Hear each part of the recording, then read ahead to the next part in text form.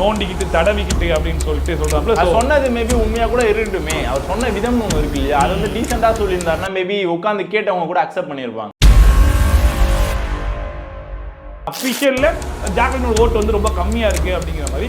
ஒருவேளை ஜாக்லின் வெளியே போனாங்கன்னா அது ஃபேரா இருக்குமா? அன்ஃபேர் தான். ஜாக்லின் போனா அன்ஃபேர் தான் நான் சொல்லுவேன்.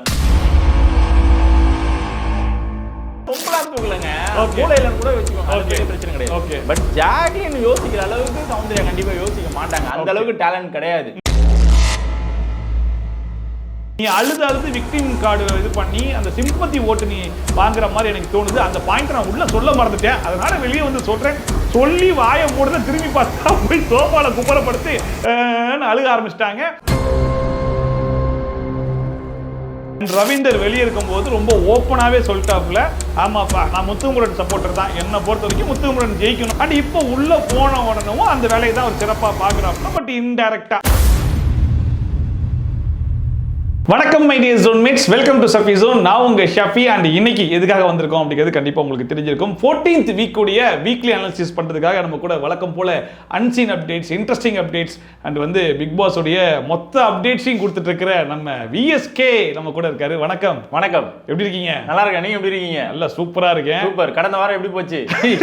இந்த வாரம் எப்படி போச்சு? இது ரொம்ப எந்துவா இருக்கீங்களே. எப்ப என்கிட்ட நீங்க கேட்பீங்களா? அதான் நான் ஃபர்ஸ்ட் முந்திக்கிட்டீங்க. ஆமா, ஃபினாலே வாரத்துக்கு ஒரு வாரத்துக்கு முன்னாடி இருக்கும். ஸோ இந்த வாரம் எப்படி இருக்குது? ரொம்ப ரொம்ப ஒஸ்டான ஒரு வாரம். என்ன சொல்றீங்க? ரீஎன்ட்ரி கொடுத்துருக்காங்க, அதுக்கப்புறம் ஒவ்வொருத்தரும் ஜி என்ன ஜி அப்படின்னு பேசுறாங்க. அது மட்டும் தான் பேசிட்டு இருக்காங்க. ஏதோ பொட்டி வைப்பாங்கன்னு எதிர்பார்த்தோம், மிட்வீக் எவிக்ஷன் எதிர்பார்த்தோம், பிம்பிலிக்கு பிலாப்பியாவே இருக்குது. எதுவுமே இல்லைன்னு நினைக்கிறேன். பெட்டிக்கிட்டே நினைச்சு வைக்க மாட்டாங்கன்னு நினைக்கிறேன். தேர்ஸ்டேவே முடிஞ்சிச்சு, ஃப்ரைடே வந்துச்சு. ஸோ பொட்டியோட விஷயங்கள் என்ன அப்டேட் என்னன்றதே தெரியாம தான் இருக்கு. இப்போ வைக்கிறாங்க, நைட் வைக்கிறாங்க, எர்லி மார்னிங் வைக்கிறாங்க அப்படின்னு சொல்லிட்டு எதுவும் வந்து பரப்பிட்டுலாம் இருந்தாங்க. பட் ஆனால் இது வரைக்கும் வந்து பார்த்த பாடு இல்லை. ஸோ அதனால பெட்டிக்கு எனக்கு தெரிஞ்சு இந்த வீக் வாய்ப்பு இல்லைன்னு நினைக்கிறேன். மேபி நெக்ஸ்ட் வீக் வந்து வச்சாலும் வைக்கலாம்னு நினைக்கிறேன். என்னன்னு தெரியல. ஒருவேளை அந்த காசை எதுக்கிட்ட வேஸ்ட் பண்ணணும், நம்மளே வச்சுக்கலாம் அப்படின்னு சொல்லிட்டு இந்த வாட்டி மொத்தமே பட்ஜெட்ல பண்ணிட்டுருக்காங்க. ஹோஸ்ட்டும் மாத்திட்டாங்க, அண்ட் பிளஸ் வந்து கண்டஸ்டன்ஸும் விஜய் டிவி ப்ராடக்ட்ஸ் தான். ஒயில் கார்டு என்ட்ரியும் வந்து ரொம்ப லோ பட்ஜெட்ல தான் இறக்கிருக்காங்கன்ற போது சரி ஓகே, பொட்டி காசி எதுக்கு வீணாக்கிட்டு அதையும் எடுத்து நம்மளே சேவ் பண்ணுவோம்னு சேவ் பண்ணிட்டாங்களா? இல்லை வந்து சரி ஓகே, டாப் 8 கண்டஸ்டன்ஸ் இருக்காங்க இல்லையா, ஸோ இவங்களில் ஒரு ஆளுக்கு கிடைக்கிறத விட மேபி அதுலேயும் நம்ம இன்னும் கொஞ்சம் ஃபில்டர் பண்ணி டாப் 5 வரட்டும், அதில் ஒரு ஆள் பெட்டி எடுத்துகிட்டு போட்டோம், அது இன்னுமே கொஞ்சம் டிசர்விங்காக இருக்கும் அப்படி இந்த வாட்டி யோசிச்சாங்களா என்னன்னு தெரியல. ஏன்னா இந்த சீசனே மொத்தமும் குழப்பமான ஒரு சீசனாக தான் இருக்குது. திடீர்னு ஒரு தீமோட ஆரம்பிச்சோன்னு சொன்னாங்க, பாய்ஸ் வர்சஸ் கேர்ள்ஸ்னு. திடீர்னு பார்த்தா இல்லை, அந்த தீமெல்லாம் கலஷ்டம், நாங்கள் முதல்ல இருந்து ஆரம்பிப்போம்னு சொல்லிட்டு இண்டிவிஜுவல் கேம்னு சொல்லிட்டு கேம் ஒன்று ஆரம்பிச்சாங்க. அண்ட் இப்போ கடைசியாக 8 பேரை கொண்டு வந்து எப்பயுமே கெஸ்டாக தான் உள்ள அனுப்புவாங்க. இப்போ பார்த்தா அவங்க வந்து கண்டஸ்டன்ஸ்ட்டாங்க. என்னது கண்டஸ்டன்ஸா? ஆமா, நாக் அவுட் அப்படின்றானுங்க. 2 பேரும் நாங்கள் ரீப்ளேஸ் பண்ண போறோன்றானுங்க. என்னடா 1-2 காமெடினா பரவாயில்ல, மொத்தமுமே காமெடினா எப்படின்ற மாதிரி தான் இருக்குது. கடைசியில் வந்து சர்ப்ரைஸ் இதெல்லாம் வந்து வெறும் பிராங்க் தான் அப்படின்னு சொல்லிட்டு முடிப்பாங்களாம் நமக்கு வந்து தெரியல. ஏன்னா இவ்வளோ நாளாக வந்து உள்ளே இருந்து கஷ்டப்பட்டு இவ்வளோ தூரம் வந்திருக்கு. கஷ்டப்பட்டுன்னு சொல்ல முடியாது, வந்திருக்காங்க. ஆமா, ஏதோ ஒன்று பட்டு இது வரைக்கும் வந்துட்டாங்க. பட் அப்படி இருக்கும்போது இப்போ வெளியில போயிட்டு உள்ள வந்திருக்காங்க. இவங்க எல்லாருமே பார்த்தீங்கன்னா எர்லியரா ஸ்டார்டிங் ஆஃப் த சீசன்ல வந்து வெளில போனவங்க மேக்ஸிமம் இல்லையா. ஸோ அவங்க எல்லாருமே இப்போ உள்ள வந்திருக்காங்க அப்படின்றப்போ இதுல வந்து ரீப்ளேஸ்மெண்ட்ன்றாங்க. அது எந்த விதத்தில் பாசிபிள் நமக்கு வந்து தெரியல. மேபி 2 பேர் கண்டிப்பாக வந்து எவிக்ஷன்ல இருக்காங்க. ஸோ இந்த வீக்கெண்ட்ல வந்து 2 பேர் வந்து தூக்கிடுவாங்க. ஸோ அவங்களுக்கு பதிலாக வந்து 2 பேரை வந்து உள்ள வச்சுட்டு எப்படியும் ஓட்டிங் பண்ணாலுமே அவங்க வந்து ஃபைனலில் வந்து ஜெயிக்கிறதுக்கு வாய்ப்புகள் சுத்தமாக கிடையாது. அந்த மாதிரி பண்ணா கூட அவங்களுக்கு தான் வந்து அது மைனஸ், பெரிய மைனஸ். ஏன்னா வெளியில இருந்து பார்த்துட்டு வந்திருக்காங்க, யாருக்கு சப்போர்ட் இருக்குன்றதெல்லாம் தெரிஞ்சுக்கிட்டு தான் உள்ள வந்திருக்காங்க. ஸோ இப்படி இருந்து பார்த்துட்டு உள்ள வந்த நமக்கு ஸோ ஃபைனல் வீக்ல வந்து நம்ம இருக்கோம் அப்படின்னா மக்கள் நமக்கு ஓட்டு போடுவாங்க அப்படின்றது பெரிய கேள்விதான். இவ்வளவு நாள் இவன் விளையாடுற கேம் அன்ஃபேரா இருக்குடா, அவன் விளையாடுற கேம் அன்ஃபேரா இருக்கடா, கடத்த பிக் பாஸே அன்ஃபேரா இருக்கடா அப்படிங்கிற மாதிரி. ஏண்டா 94 நாள் கஷ்டப்பட்டு வந்திருக்காங்க, அதுல 2 பேரை எடுத்துக்கிட்டு ஃபர்ஸ்ட் வீக்ல வெளியே போன 2 பேரை கொண்டு போய் நீ வப்பியாடா ஃபினாலே வாரத்தில் அப்படிங்கிற மாதிரி மக்கள் கேட்க மாட்டாங்களா? இதெல்லாம் ரவீந்தர், நீங்க இவ்வளவு நாள் உள்ள இருந்தீங்கன்னா எங்களால் வந்து தாக்கு பிடிக்க முடியாது. நீங்க சேஃப்டியா வெளில இருந்துட்டு கடைசியில் ஃபினிஷிங் லாஸ்ட் தோனிலாம் இறங்குவார் பார்த்தீங்கன்னா, அந்த மாதிரி வந்து ஃபினிஷர் மாதிரி லாஸ்ட்ல வாங்க அப்படின்னு சொல்லிட்டு இப்போ வந்து உட்கார வச்சுட்டு அவர் வந்து பிரைன் வாஷ்ல வந்து பண்ண ஆரம்பிச்சார். இவர் வந்து ஸ்டார்டிங்ல இருந்தே இந்த வீட்டுக்குள்ள இருந்திருந்தாருன்னா பயங்கரமான சேஞ்சஸ் தான் வந்து ஒன்று அவர் வந்து பைத்தியமாயிருப்பாரு, ஏன்னா அவர் பேசுறதை கேட்டு கேட்டு நம்ம எல்லாருமே வந்து பைத்தியமாயிருப்போம். ஸோ அப்படிப்பட்ட ஒரு மைண்ட் கேம் வந்து பயங்கரமா வந்து பிளே பண்ணுவோம். அவர் உள்ள இருந்திருந்தா நல்லா இருந்திருக்கும். ஆனால் அவர் அவர் வந்து ஸ்டார்டிங்ல வந்து வெளியில அனுப்பிட்டாங்க. இப்போ திருப்பி வந்து உள்ள வந்து ரீஎன்ட்ரின்னு சொல்லிட்டு 8 பேர் உள்ள அனுப்பியிருக்காங்க. உள்ள வந்து அவங்களால என்ன பண்ண முடியுமோ அதை பண்ணி பிக் பாஸ்ட வந்து பயங்கரமான திட்டுலாம் வாங்கி இப்போ வந்து உள்ள இருக்காங்க. என்ன பண்றாங்க நமக்கு தெரியல, என்ன பிளான் பண்ணிருக்காங்கன்னு நமக்கு வந்து தெரியல. ஓகே. அண்ட் ரவீந்தர் வெளியே இருக்கும்போது ரொம்ப ஓப்பனாவே சொல்லிட்டாப்ல, ஆமாப்பா நான் முத்துக்குமரன் சப்போர்ட்டர் தான், என்னை பொறுத்த வரைக்கும் முத்துக்குமரன் ஜெயிக்கணும் அப்படிங்கிறத தான் நான் வந்து அந்த ட்வீட்ஸ்லாம் போடுறேன் அப்படிங்கிற மாதிரி முழுக்க வெளியே இருந்து சப்போர்ட் பண்ணிட்டு இருந்தாப்ல. அண்ட் இப்போ உள்ள போன உடனே அந்த வேலையை தான் அவர் சிறப்பாக பார்க்குறாப்புல. பட் இன்டைரக்டா அதாவது என்ன பண்றாப்புல, யாரு பொட்டி எடுத்துட்டு போகணுன்ற வரைக்கும் நம்ம தான் டிசைட் பண்ணணும் அப்படின்னு சொல்லிட்டு எல்லாரும் மண்டையும் சேர்த்து கழுவுறாப்புல. ரயனை உட்கார வச்சு எந்த அளவுக்கு இது பண்ண முடியுமோ, அதாவது இப்போ என்னன்னா அவங்க விளையாடுறாங்க விளையாடலை என்ன வேணா இருந்துட்டு போட்டோம், பிக் பாஸ்க்குள்ள இவ்வளவு நாள் இருந்திருக்காங்க, ஒவ்வொருத்தருக்குள்ளேயும் எங்கேயோ ஒரு சின்ன ஒரு ஓரத்துல நம்மளும் வின் பண்றதுக்கு வாய்ப்பு இருக்குன்ற ஒரு நம்பிக்கையோட எல்லாருமே இருப்பாங்க. அப்படிப்பட்ட நம்பிக்கையை உடைக்கிற மாதிரி, உனக்கு நீ வந்து வின் பண்ணாட்டா கூட பரவாயில்ல, டாப் 5ல வந்துட்டேன்ற பேர் மட்டும் உனக்கு போதுமா, பொட்டி எடுத்துட்டு போனா உனக்கு பொட்டியாச்சு மிஞ்சுமே, இப்பயே நீ ஃபைனலிஸ்ட் தானே, நீ தான் இந்த சீசனுடைய ஃபர்ஸ்ட் ஃபைனலிஸ்ட் பேரை வாங்கிட்டல, இதுக்கு மேல உனக்கு என்ன வேணும், எப்படியாச்சும் அவன் மண்டையை கழுவி அவனை வந்து பொட்டியை எடுத்து இல்ல நானே பொட்டியை கொடுத்து கூட உன்னை அனுப்பிச்சிருவேன்ற அளவுக்கு பண்றாருன்ற போது என்னன்னா, ஒருவேளை அவருக்கு வந்து நான் பொட்டி எடுக்க வேணாம், நான் ஃபினாலே வர வரைக்கும் போலான்ற மைண்ட் செட்ல இருந்து ஒருவேளை ரவீந்தர் பேச்சை கேட்டு அவர் பொட்டி எடுத்துட்டு வெளியே போயிட்டார் அப்படின்னா அதுக்கப்புறம் ஒரு கேமே ஒரு ஸ்பாயில் பண்ணிட்டாருன்ற கணக்குல வரும்ல. இது ரயனுக்குன்னு இல்லை, யாருக்கு பண்ணாலுமே அது வந்து தேவையில்லாத ஒரு வேலை. ஏன்னா நீங்க 94 நாள் கழிச்சு உள்ள போயிருக்கீங்க, அஸ் அ கண்டஸ்டண்டா உங்களை உள்ள இறக்கிருக்காங்க அப்படின்னாலுமே இப்படிப்பட்ட ஒரு வேலையை பார்க்கணுமான்ற கேள்வி வருது இல்லையா? அது உங்களுக்கு எப்படி இருக்கு? நீங்க ஒருத்தர் வந்து இந்த மாதிரி ஒரு மூளை செலவை வந்து செய்றீங்க அப்படின்னா, யார் வந்து ஜெயிக்க போற ஒரு ஸ்டேஜ்ல இருக்காங்களோ அவங்க வந்து நீங்க செலவை செஞ்சு அதுல இருந்து ஒரு ட்விஸ்டை வந்து பண்ணீங்கன்னா ஓகே, முத்துக்குமரன் தான் ஜெயிக்க போறாருன்னு எல்லாருமே சொல்லிட்டு இருக்கீங்க, நீங்களும் வந்து முத்துக்குமரன் தான் வந்து ஃபேவரா வந்து பேசிட்டு இருக்கீங்க அப்படின்றப்போ, நீங்க முத்துக்குமரன் ஒரு கேம் பிளே பண்றீங்க ஃபேர் அப்படின்னா, நீங்க முத்துக்குமரனோட பிரெயினை வந்து அதுக்குள்ள பிளே பண்ணி அவனை வந்து ட்விஸ்ட் வந்து ஏற்படுத்தி அவன் ஓகே அவனை வந்து பெட்டி எடுத்துட்டு போய் வைக்கலாம் அப்படின்னு சொல்லி அந்த மாதிரி ஒரு ட்ரை பண்ணாருன்னா அது வந்து ஓகே சூப்பர் பிரில்லியன்ட். ஆனா வந்து ஜெயிக்கவே முடியாதுன்ற ஒரு ஸ்டேஜ்ல சில பேர் இருக்காங்க. ரயன் வந்து சூப்பரான ஒரு எஃபோர்ட் வந்து பண்ணி இது வரைக்கும் வந்துட்டாரு, டிக்கெட் டிடிஎஃப்யும் வந்து வாங்கிட்டாரு. ஸோ அவர்கிட்ட போயிட்டு ஒரு பயம் வந்துச்சுன்னு தான் நான் நினைக்கிறேன். ஏன்னா டிடிஎஃப் வந்து ஜெயிச்சதுன்னா அவரோட இம்பாக்ட் வந்து பெருசா இருந்தது, பயங்கரமான எஃபோர்ட் போட்டு இவ்வளவு தூரம் வந்திருக்காரு. இவன் இதே ஃப்ளோல போனானா கண்டிப்பா வந்து ஃபைனல் ஜெயிச்சாலும் ஜெயிச்சிருவானோ அப்படின்ற ஒரு பயம் கண்டிப்பா அவருக்கு வந்திருக்கும். இன்னொரு சைட்ல பாக்குறோம்னா முத்துக்குமரனுக்கு ஃபேவரா பண்றோம் பேசுறோம் அப்படின்னா, முத்துக்குமரன் தான் ஜெயிக்க போறோம் அப்படின்னா அவனுக்கு நம்ம சொம்பு தூக்குறோம், அவனுக்கு சப்போர்ட்டா பேசுறோம் அப்படின்னா, வெளில வந்தோம்னா நம்ம கூட இருப்பாங்க நம்ம பையன், நான் தான் பத்தியா அவனுக்கு சப்போர்ட்டா பேசுறேன் பத்தியா, வீடியோஸ் எல்லாம் போட்டிருக்கேன் பத்தியா, பேசியிருக்கேன் பத்தியா அப்படின்னு சொல்லிட்டு கூடயே நம்ம இருக்கலாம் இல்லையா, சர்வே பண்ணலாம் இல்லையா. இப்போ நம்ம எல்லாருமே வந்து நம்ம லைஃப்ல வந்து பண்ணக்கூடிய ஒரு விஷயம் தான். வெள்ளை சோக்கா போட்டு வந்தாங்க அப்படின்னா அவங்களுக்கு வந்து வெள்ளை சோக்கா பெரிய மனுஷன்டாங்க அப்படின்ற மாதிரி நம்ம பேச ஆரம்பிச்சிடும். கார்ல வந்தானே கார்ல வந்திருக்கான் பெரிய மனுஷன்டா அப்படின்னு சொல்லி எல்லாருமே பேச ஆரம்பிச்சிடும். ஸோ யார் வந்து பெரிய ஆளுங்கலாம் நமக்கு வந்து தெரியுறோமோ ஆட்டோமேட்டிக்காக நமக்கு அவங்களுக்கு ஃபேவரா தான் போய் நிற்போம். ஸோ இப்போ எக்ஸாம்லாம் நடக்குது அப்படின்னா யார் பக்கத்தில் போய் உட்காருவோம் அப்படின்னா, நல்லா படித்த பையன் பக்கத்தில் தான் போய் உட்காருவோம். ஆனால் வந்து கிளாஸ் டைம்ல அவன் பக்கத்தில் போய் உட்காருவோமா, கண்டிப்பாக லாஸ்ட் பெஞ்சில் தான் உட்காருவோம். ஸோ அந்த டைம்ல நமக்கு ஏற்ற மாதிரி நம்மளை வந்து மாற்றிக்கிறோம் பார்த்தீங்களா. அந்த மாதிரி தான் எனக்கு தெரிஞ்சு ரவீந்திரன் வந்து பயங்கரமா ப்ளே பண்ணிட்டு இருக்காருன்னு நினைக்கிறேன். அண்ட் பிக் பாஸும் வந்து 2 பேரை ரீப்ளேஸ் பண்ண போயிட்டீங்க அப்படின்றதுனால இப்போ டீம் ஆயிட்டாங்க. அந்த 8 பேரும் சேர்ந்து டிஸ்கஸ் பண்ணி யாரை தூக்கலாம் என்ன பண்ணலான்ற வரைக்கும் டிஸ்கஸ் பண்ண ஆரம்பிச்சிட்டாங்க. அது ஆட்டோமேட்டிக்கா அவங்களுக்கு தான் ஃபேவரா போகும். யாரை வந்து அட்டாக் பண்ணணும்னு நினைக்கிறாங்களோ அவங்களுக்கு தான் வந்து பரிதாப ஓட்டுகள் வந்து ஆட்டோமேட்டிக்கா அதையுமே சேர்ந்து டிஸ்கஸ் பண்ணிக்கிறாங்க. ஆமா, அது நம்ம இப்படி மொத்தமாவும் அடிச்சிட கூடாது, அது சிம்பத்தி ஓட்டா மாறு. சோ எல்லாத்தையுமே என்னென்ன வாய்ப்புகள் இருக்கு அப்படிங்கிற வரைக்கும் எல்லாத்தையுமே அவங்களுக்குள்ள டிஸ்கஸ் பண்ணிக்கிறாங்க. அந்த மொத்த கான்வர்சேஷன்லயும் பாத்தீங்கன்னா ரவீந்தர் பேசுறாப்புல எல்லாரும் கேட்கறாங்க. ஸோ எல்லாமே பிளான் பண்ணி ஸ்கெட்ச் பண்ணி கொடுக்கறது இவராக தான் இருக்காப்புல, எல்லாரும் கேட்குறாங்கன்ற மாதிரி இருந்துச்சு. அண்ட் நேற்று மார்னிங் டாஸ்கில் ஒரு டிஸ்கஷன் போயிட்டு இருந்துச்சு இல்லையா, அதாவது சுனிதா ரொம்ப ஓப்பனாகவே வந்து சொல்லிட்டாங்க, அந்த 2 பேர் ரீப்ளேஸ்மெண்ட் அப்படின்ற இதில் வந்து சௌந்தர்யாவை பார்த்து நீங்கள் டேரெக்டாக வெளியே ஒரு கேம் விளையாடிட்டு இருக்கீங்க, வெளியே மக்கள் கிட்ட நிறைய மேனிப்புலேஷன்ஸ்லாம் நடக்குது, அதனால தான் இவ்வளவு தூரம் நீங்க டிராவல் பண்ணி வந்திருக்கீங்க அப்படிங்கிற மாதிரி சொல்லிருந்தாங்க. அண்ட் வந்து நம்ம சாச்சனா, அது வந்து ஆல்ரெடி சௌந்தர்யாக்கும் சாச்சனாக்கும் பயங்கரமான போயிட்டு இருக்கிறதுனால சாச்சனா பிள்ளை டிஃபால்ட்டா எதுக்கு எடுத்தாலும் சௌந்தர்யான்னு சொல்லி அதே மாதிரி அந்த பிள்ளை சொல்லிச்சு. ஈவன் வர்ஷினி கூட சௌந்தர்யா பேர் தான் வந்து சொல்லியிருந்தாங்க. அண்ட் வர்ஷினி வெளியே வந்து கூட சொல்லியிருப்பாங்க, நீ அழுது விக்டிம் கார்டு இது பண்ணி அந்த சிம்பத்தி ஓட்டு நீ வாங்குற மாதிரி எனக்கு தோணுது, அந்த பாயிண்ட் நான் உள்ள சொல்ல மறந்துட்டேன், அதனால வெளியே வந்து சொல்றேன் சொல்லி வாய மூடல திரும்பி பார்த்தா போய் சோஃபால குப்பரப்படுத்தி அழுக ஆரம்பிச்சிட்டாங்க. உடனே இவங்க 2 பேர் கேமரால வந்து இப்பதாங்க சொல்லி வாய மூடனேன், அதுக்குள்ள கேம் ஆரம்பிச்சிட்டாங்க அப்படின்னு சொல்லி முடிக்கிறதுக்குள்ள பார்த்தா அடுத்து அங்க போய் கன்ஃபர்ஷன் ரூம்ல கூப்பிடுங்கன்றாங்க, கன்ஃபர்ஷன் ரூம்ல போயிட்டு அழுகுறாங்க, பிக் பாஸ் பேசுறாங்க. ஸோ ஐயோ மறந்துட்டோமே, நல்ல வேளை வர்ஷினி ஞாபகப்படுத்திட்டாங்களே ஆமான்னு சொல்லிட்டு ஆரம்பிச்சிட்டாங்களா, இல்லை உண்மையிலேயே அவங்களுக்கு எமோஷனலாக டேமேஜ் ஆயிட்டாங்களா? அதை பார்க்கும்போது உங்களுக்கு எப்படி இருந்துச்சு? இந்த மாதிரியான ஒரு கேம் வந்து ப்ளே பண்ண தெரியாததுனால தான் வர்ஷினிலாம் வெளில போயிருக்காங்க நான் நினைக்கிறேன். அப்போ அது நடிப்புன்றீங்க? இல்லை நடிப்போ வாட் எவர், அது வந்து அவங்களுக்கு தான் உண்மைன்றது சௌந்தர்யாவுக்கு தான் தெரியும். இது வந்து ஒரு கேம்னு அவங்க நினைக்கிறாங்களே. இந்த மாதிரியான ஒரு கேம் வந்து வர்ஷினி ப்ளே பண்ணியிருந்தாங்களோ இல்லைன்னா சாச்சனா ப்ளே பண்ணியிருந்தாங்களோ இல்லை, இப்போ சௌந்தர்யாவுக்கு தான் தெரியும்ன்றீங்க. ஆனால் இப்படிப்பட்ட கேமை வர்ஷினி விளையாடிக்கலான்றீங்க. இல்லை வர்ஷினி விளையாடுறது கேமா இல்லை உண்மையா? இல்லை வர்ஷினி சொல்றாங்க இல்லையா, இந்த மாதிரியான ஒரு விஷயம் பண்ணதுனால தான் நீங்க இவ்வளவு தூரம் வந்திருக்கீங்கன்னு சொல்லி வர்ஷினி சொல்றாங்க இல்லையா. சுனிதாவும் சொல்றாங்க, இவங்களும் சாச்சனாவும் சொல்றாங்கன்றப்போ சோ அது வந்து கேம்னு தான் அவங்க பாக்குறாங்க. அவங்க கேம் அந்த கேம் நீங்க பண்ணிருந்தீங்க அப்படின்னா இவ்வளவு தூரம் நீங்களும் வந்திருக்கலாம் இல்லையா. அந்த ஒரு பிரெயின் உங்களுக்கு வந்து தோணல இல்லையா. அவங்களுக்கு வந்து தோன்றது அப்படின்னா அவங்க பெஸ்ட் பிளேயர் மாதிரி தான் நமக்கு தெரியுறாங்க.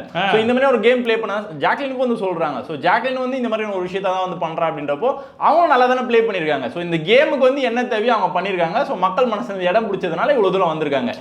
ஃபேர் அன்ஃபேர் அப்படின்னு ரெண்டு விஷயம் வருது இல்லையா. ஜாக்லினுக்கு என்ன சொல்றாங்கன்னா 106 நாள் உள்ள இருக்கிறது வந்து பெரிய விஷயம் தான். ஏன்னா வெளி உலகம் என்னன்றதே நமக்கு வந்து தெரியாது.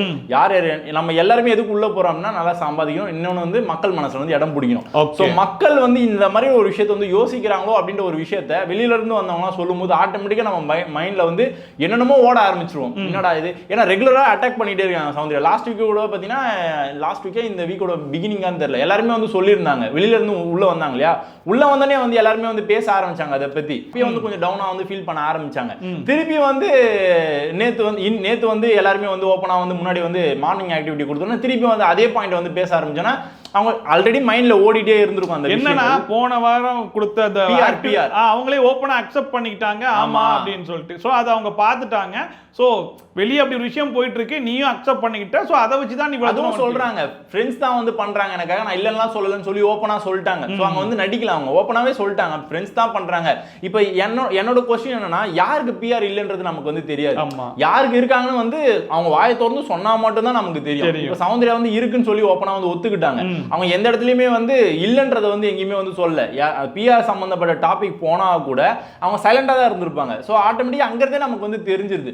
ராணாவுக்கு இருக்காரு நமக்கு தெரியாது. ராணா வந்து இவ்வளவு தூரம் வந்து பிஆர் வச்சு தான் வந்தாங்கன்னு சொல்றாங்க. முத்துக்குமரனுக்கு இருக்குன்னு சொல்றாங்க, ஜாக்லினுக்கு இருக்குன்னு சொல்றாங்க. தீபக் மட்டும் ஓப்பனா சொல்றாரு, நான் பிஆர்லாம் வச்சுக்கலப்பான்னு சொல்லி ஓப்பனா சொன்னாரு. இந்த மாதிரி ஓப்பனா சொன்னாலும் கூட நம்மளால நம்ப முடியாது இல்லையா. வெளியில வந்து இப்போ சௌந்தர்யாவுக்கு ஃப்ரெண்ட்ஸ்லாம் பண்ற மாதிரி கூட மேபி தீபக்கு ஃப்ரெண்ட்ஸ்லாம் சேர்ந்து கூட பண்ணலாம். ஏன்னா தீபக்கோட விஷுவல்ஸ்லாம் கூட நம்ம வந்து பார்த்தோம். கேப்டன்ஷிப் டாஸ்க் வந்து சூப்பரா பண்ணாருன்னு சொல்லி விஷுவல்ஸ்லாம் நிறைய வந்தது. இப்போ லாஸ்ட் வீக் கூட பாத்தீங்கன்னா 6-7 பேர் வந்து அவர் நாமினேஷன் பண்ணி வெளியில போயிருக்காங்க அப்படின்னு சொல்லி ஒரு விஷுவல் வந்து வெளியில வந்து ஸ்ப்ரெட் ஆயிட்டு இருந்துச்சு. சோ அது கூட மேபி பிஆர் டீமா கூட இருக்கலாம், அவரோட நலம் விரும்பி கூட வந்து பண்ணிருக்கலாம். சோ யார் வந்து பிடிச்சிருக்கோ அவங்க ஆட்டோமேட்டிக்கா என்ன பண்ணுவாங்க அப்படின்னா ஒரு வீடியோ வந்து ரெடி பண்ணுவாங்க, ரெடி பண்ணி ஷேர் பண்ணுவாங்க. அது வந்து மக்களுக்கு பிடிச்சிருக்கு அப்படின்னா அது வந்து ரசிக்க போறாங்க, பிடிக்கல அப்படின்னா அதை அவாய்ட் பண்ற போறாங்க. ஸோ ஸ்ப்ரெட் ஆகுது அப்படின்னா பிடிச்சவங்க எல்லாருமே வந்து ஷேர் பண்றாங்க, ஸ்ப்ரெட் பண்றாங்க இல்லையா. அது ஆட்டோமேட்டிக் நேச்சுரலா நடக்கக்கூடிய ஒரு விஷயம் தான். இப்போ வந்து வர்ஷினி வந்து சொல்றாங்க இது வந்து ஒரு சிம்பத்தி கிரியேட் பண்ணி தான் நீ இவ்வளவு தூரம் வந்திருக்க. ஆல்ரெடி வந்து மைண்ட்ல ஓடிட்டே இருந்தது. இப்போ என்னன்னா நான் எது பண்ணாலுமே இப்படி சொல்றாங்களே, பிஆர் வேற வச்சிருக்கிறேன்னு சொல்றாங்களே, என்னதான் பண்றது அப்படின்னு சொல்லி ஆட்டோமேட்டிக் நமக்கு ஒரு டவுன் ஃபீல் வந்துரும் இல்லையா. ஸோ அந்த ஃபீல்ல தான் எனக்கு தெரிஞ்சு போய் அழுகுறான்னு நினைக்கிறேன். வாண்டடா ஓகே இதுதான் டைம் போய். ஏன்னா அவ்வளோ பிரில்லியண்டா வந்து அங்க எத்தனை பேர் யோசிப்பாங்கன்னு நமக்கு தெரியாது. இவ்வளவு நாள் உள்ள இருந்து ஸ்ட்ரெஸ்ல தான் இருப்பாங்க. இந்த மாதிரி சொல்லும்போது ஆட்டோமேட்டிக்கா ஒரு டவுன் ஃபீல் ஆட்டோமேட்டிக்கா வந்துரும். ஸோ அந்த ஒரு ஃபீல்ல தான் எனக்கு தெரிஞ்சு போய் அழுகுறாங்க தவிர அது ஆக்டிங்கா எனக்கு வந்து தெரியல. ஓகே, ஏன்னா இப்போ சௌந்தர்யாவை எந்த அளவுக்கு அடிக்கிறாங்களோ அதுக்கு ஈக்குவலா ஜாக்லினே அடிச்சிருக்காங்க. ஜாக்லினும் என்ன சொல்றாங்க அப்படின்னா, ஜாக்லினை பொறுத்தவரைக்கும் ரொம்ப எமோஷனல், எல்லாத்துக்கும் அழுதுருவா, அந்த எமோஷனல் வச்சு தான் ஒரு கேம் பிளே பண்றா, ஃப்ரெண்ட்ஷிப் வச்சு தான் ஒரு கேம் பிளே பண்றான்ற மாதிரி. அண்ட் சுனிதா உள்ள வந்த உடனே ஜாக்லின் நீ ஸ்டார்டிங்ல என்ன சொன்ன, தனியா விளையாடுறதுக்காக வந்திருக்கேன், ஆனா இந்த மொத்த ஷோலையும் உனக்கு ஒரு ஆள் தேவைப்பட்டிருக்குன்னா அது உனக்கு மட்டும்தான் அப்படிங்கிற மாதிரி சொன்னாங்க. அண்ட் அதை அடுத்தடுத்து எல்லாருமே வந்து ரிஜிஸ்டர் பண்ணிக்கிட்டே இருந்தாங்க. ஸோ ஜாக்லினை பொறுத்த வரைக்கும் இவ்வளவு நாள் நீ வந்திருக்க அப்படின்னா ஃபர்ஸ்ட் சௌந்தர்யாவோட ஓட்டி, சௌந்தர்யாவோட ஓட்ஸ் நீ வாங்கின, அப்புறம் இந்த கோவா கேங்னு ஒரு ஓட்டி அந்த வாங்கின, அப்புறம் மஞ்சரி ஓட்டு, அதுக்கப்புறம் இப்போ முத்துக்குமரன் ஓட்டுன்னு எல்லாரும் ஓட் பேங்கையும் ஸ்பிளிட் பண்ணி அதுல இருந்து ஓட்டை வாங்கி தான் இவ்வளவு தூரம் டிராவல் பண்ணிருக்கன்ற மாதிரி சொன்னாங்க. ஈவன் அந்த மார்னிங் டாஸ்க்ல ஜாக்லின் ஈக்குவலா போட்டு அடிச்சாங்க. ஆனா ஜாக்லின் போய் அழுகலையே அப்படிங்கிற ஒரு கேள்வி வருது. சௌந்தர்யா போய் அழுதுட்டு இருந்தாங்க. ஆமா சௌந்தர்யா போய் அழுதாங்க இல்லையா. மேபி அவங்க இப்படி அழுகுறாளே அப்படின்னு நினைச்சு அழுதாங்களா நமக்கு வந்து தெரியல. சௌந்தர்யா அழுதுட்டு இருந்த டைம்ல கன்ஃபெஷன் ரூம்ல போய் அழுதுட்டு இருந்தாங்க இல்லையா. அந்த டைம்ல வெளில ஜாக்லின் பயங்கரமா அழுதுட்டு இருந்தாங்க. அப்ப வந்து ரயன் வந்து அப்ப அந்த ஓட்டுல இருந்து பாதி ஓட்டு கேட்டிருக்காங்க, காம்ப்ரமைஸ் வந்து பண்ணிட்டு இருக்காங்க. தெரியல அது அவங்களோட மைண்ட்ல என்னெல்லாம் ஓடும் நம்மளால கெஸ் பண்ண முடியாது. குத்து மதிப்பா சொல்லலாமே தவிர அவங்க எவ்வளவு பிரஷர்ல இருப்பாங்க. ஏன்னா வெளி உலகம் தெரியாம உள்ள இருந்திருக்காங்க அப்படின்றப்போ அவங்க உள்ள இருக்கிற ஒரே ஃபேஸை தான் பார்த்து பிடிச்சாலும் சரி பிடிக்கலனாலும் சரி முந்த நாள் வந்து பயங்கரமா சண்டை போட்டிருப்பாங்க, அதே ஃபேஸை பார்த்து சிரிக்கணும் அப்படின்றதே ரொம்ப ரொம்ப சங்கடமான ஒரு விஷயம். ஸோ அந்த சுச்சுவேஷன்ஸ் எல்லாத்தையுமே வந்து ஃபேஸ் பண்ணி உள்ள இருக்காங்க அப்படின்றப்போ யார் எப்போ வேணா உடஞ்சி அழுகலாம்.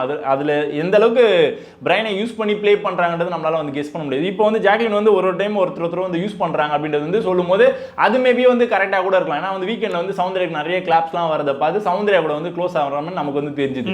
அடுத்ததான் வந்து முத்துக்குமரனுக்கு வந்து நிறைய ஓட் பேங்க் வந்து இருக்குன்றதை வந்து அவங்க வந்து கண்டிப்பா வந்து யோசிச்சிருப்பாங்க, திங்க் பண்ணிருப்பாங்க. திங்க் பண்ணாம ஜாக்லின் கண்டிப்பா இருக்கவே மாட்டாங்க, மூலியை யூஸ் பண்ணி ப்ளே பண்ணக்கூடிய. இப்போ சௌந்தர்யாலாம் வந்து இன்னசென்ட் நம்ம வச்சுக்கலாம். ஸோ அங்கங்க வந்து இது பண்றாங்க. ஜாக்லினை கம்பேர் பண்ணும்போது சௌந்தர்யா வந்து கண்டிப்பா வந்து இன்னசென்ட் மாதிரி தான் நமக்கு வந்து தெரியுது. ஜாக்லின் நிறைய யோசிச்சு ப்ளே பண்ணக்கூடிய ஒரு கேரக்டர் நல்லாவே தெரியுது. ஸோ நிறைய வந்து ஏன் இப்படி பண்றீங்க? இல்லங்க, சௌந்தர்யா இன்னசென்ட் மாதிரி. ஆமா, இன்னசென்ட் மாதிரி. ஜாக்லின் இன்னசென்ட் மாதிரி தெரியுதா? இன்னசென்ட் தான் கன்ஃபார்ம். ஜாக்லின் கூட ஏன்னா கமெண்ட் பண்றவங்களுக்கு ஒரு கன்ஃபியூஷன் வரக்கூடாது. அதனால அதுக்கு அந்த ஸ்டேட்மென்ட் அவங்க என்ன வேணா கமெண்ட் பண்ணுங்க, அதை பத்தி பிரச்சனை இல்லைங்க. இப்போ ஜாக்லினோட கம்பேர் பண்ணும்போது சௌந்தர்யா வந்து இன்னசென்ட் தான். ஓகே, அவங்க யோசிக்கிற அளவுக்கு சௌந்தர்யா கண்டிப்பா யோசிக்க மாட்டாங்க. அவங்களுக்கு வந்து இது இல்லன்னு கூட வச்சுக்கோங்களேன். ஓ, மூளை இல்லன்னு அப்படியே வச்சுக்கோங்க. நான் சொம்பலா தூக்கலங்க, மூளை இல்லன்னு கூட வச்சுக்கோங்க, அதை பத்தி பிரச்சனை கிடையாது. பட் ஜாக்லின் யோசிக்கிற அளவுக்கு சௌந்தர்யா கண்டிப்பா யோசிக்க மாட்டாங்க, அந்த அளவுக்கு டேலண்ட் கிடையாது. சோ அதனால ஜாக்லின் வந்து இதெல்லாம் யோசிக்கக்கூடிய ஒரு கேரக்டர் தான். மேபி ஓகே இவங்களுக்கு வந்து இருக்கு, ஓகே உங்களோட ஜாக்லின் அத பண்ணி தான் இவ்வளவு தூரம் டிராவல் பண்ணி இருக்கலாம், அப்படி கூட இருக்கலாம். சோ அது வந்து நமக்கே வந்து தெரியுது இல்லையா, ஒரு டைம் ஒருத்தர் அப்படியும் இருக்கலாம். இல்லைன்னா வந்து யார் வந்து நல்லா பிளே பண்றாங்க, யார் வந்து ஃபேரா இருக்காங்க அப்படின்றத வந்து யோசிச்சு கூட அவங்க வந்து அட்டாச்மெண்ட்டை கூட கிரியேட் பண்ணிருக்கலாம். ஏன்னா பவித்ரா எதுவுமே பண்ணல, சும்மாவே தான் இருக்காங்க, அவங்க கூட இருக்கிறது வேஸ்ட். நெக்ஸ்ட் சுனிதா வந்து அப்பப்போ வந்து பிரச்சனை எல்லாம் பண்ணிட்டு இருந்தாங்க. ஸோ அவங்க கூட வந்து ஓட்ட முடியுமா நமக்கு தெரியல. அன்ஷிதா சொல்லவே வேணாம். ஸோ இந்த மாதிரி ஒருத்தரும் பார்த்தீங்கன்னா சாச்சனா கூட. ஸோ இந்த கேரக்டர்ஸ் எல்லாருமே பார்த்தீங்கன்னா நமக்கு வந்து பிடிக்காத ஒரு கேரக்டர்ஸ் தான் இருந்தாங்க இல்லையா. அவங்க கூடலாம் வந்து ஜாக்லினுக்கு வந்து செட் ஆகல.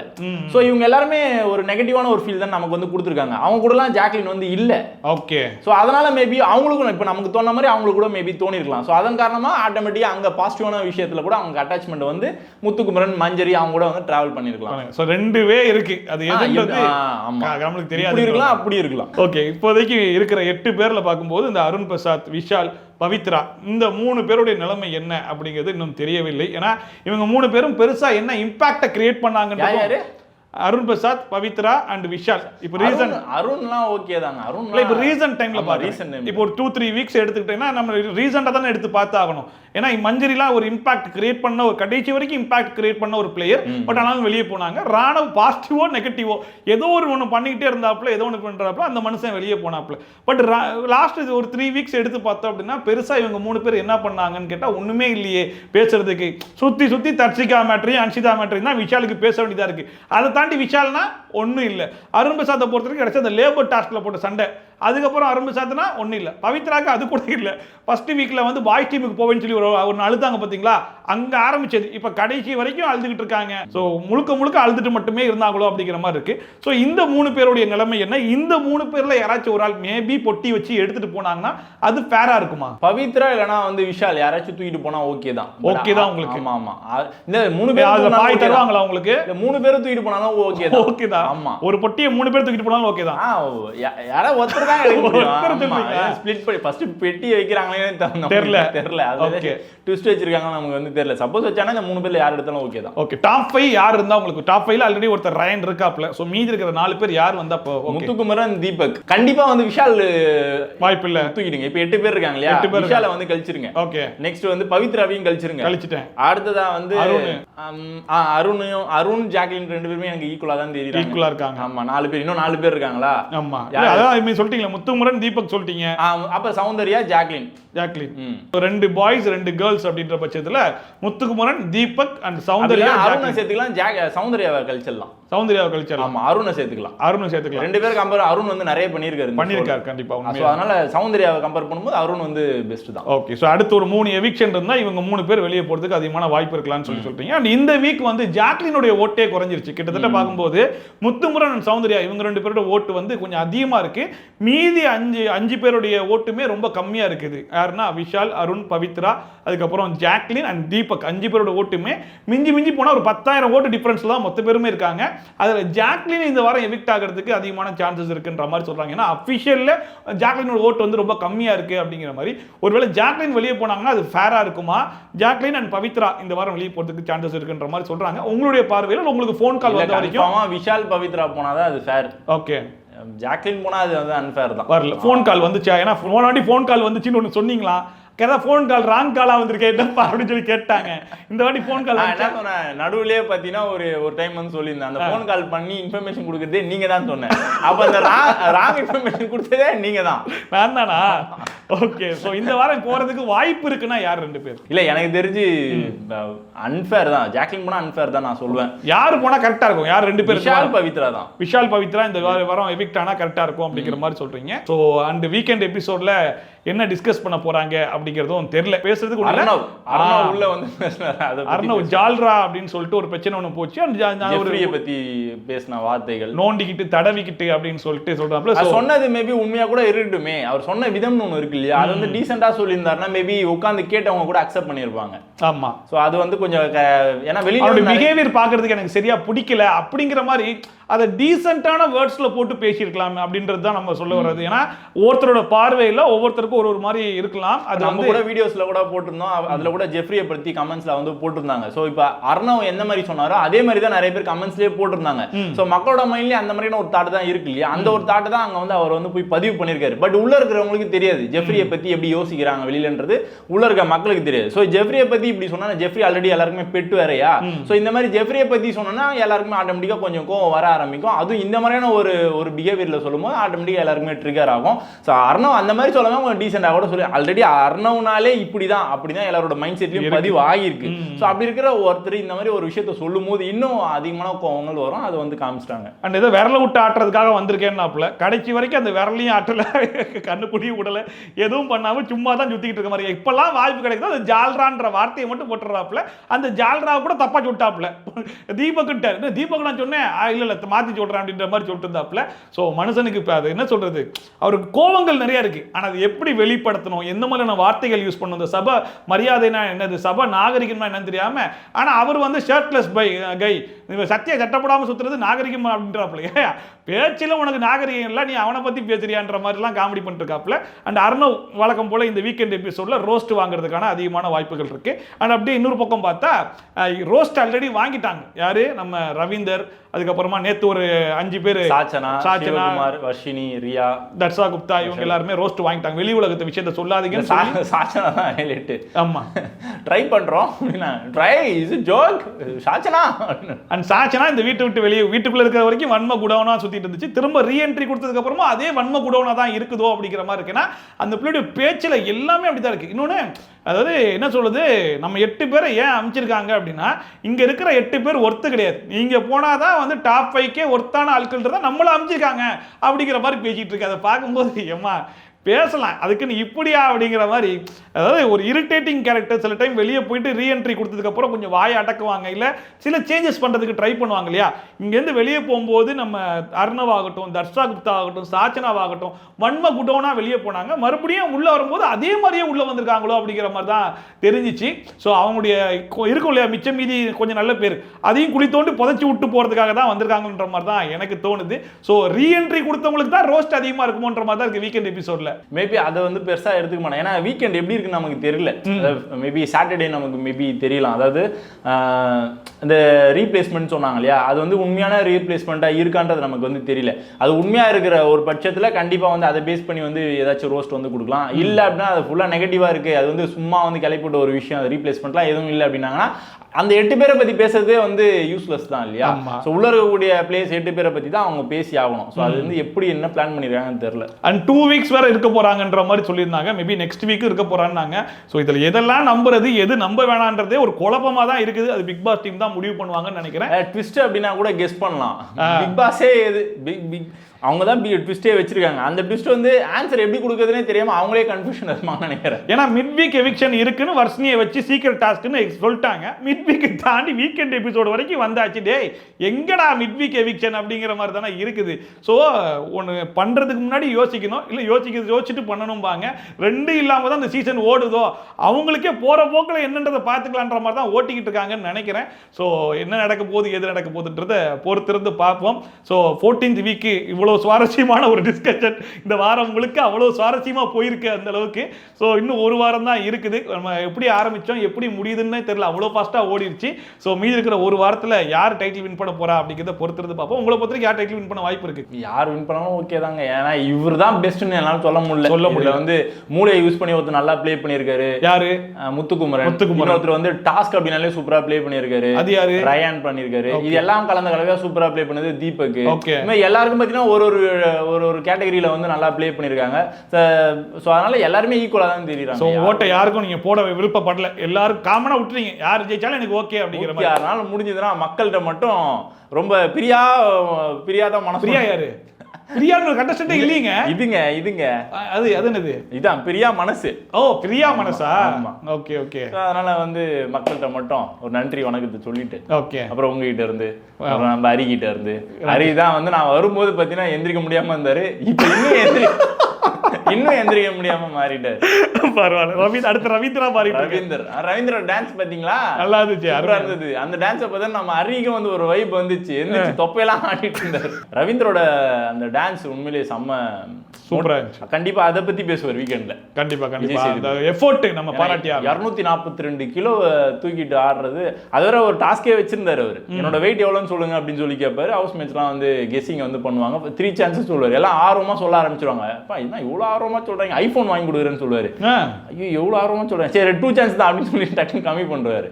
அப்புறம் எல்லாருமே வந்து கெஸ்ஸிங் வந்து பண்ணிகிட்டே இருப்பாங்க. அப்புறம் யாரும் கெஸ் பண்ணல. அப்புறம் ஒரு இன்ட்டு கொடுக்குறான்னு சொல்லிட்டு 200 kgக்கு மேலே தான் அப்படின்னு சொன்னா ஒரே சான்ஸ் தானே. அப்புறம் ஆளுக்கு ஒன்று சொல்கிறாங்க. அப்புறம் 242 ஃபைனலாக வந்து சொன்னார். ஆனால் சுனிதா 243 சொல்லியிருப்பாங்க. ஒரு கேஜி அதிகமாக சொல்லிட்டாங்க. சரி உனக்கு வந்து ஐஃபோன் வாங்கி தரேன் அப்படின்னு சொல்லிட்டாரு. Okay super. So nice. இந்த 14th வீக் அனாலிசிஸ் பற்றி நம்ம நிறைய விஷயங்கள் பேசியிருக்கோம். ஸோ இன்னும் இருக்கிறது ஒரே வாரம் தான். அடுத்த வாரம் கொஞ்சமாச்சு சுவாரஸ்யமாக போகும் அப்படின்னு இன்னும் நம்புவோம். ஸோ ஃபினாலே வாரத்துக்கு முன்னாடி கடைசியாக ஒரு டிஸ்கஷன் ஒன்று பண்ணி யார் டைட்டில் வின் பண்ண போறா, யார் ரன்னர் அப் ஆக போறா, யார் செகண்ட் ரன்னர் அப் ஆக போறா, யார் டாப் 5ல இருக்க போறா, யார் பொட்டி எடுத்துட்டு போறா அப்படிங்கிறத ஃபுல்லாத்தையுமே நம்ம நெக்ஸ்ட் வீக் வந்து டிஸ்கஸ் பண்ணலாம். ஸோ தேங்க்யூ ஸோ மச் உங்களோட டைமை ஸ்பெண்ட் பண்ணி நமக்காக வந்து டிஸ்கஸ் பண்ணதுக்கு நன்றி. ரொம்ப நன்றி.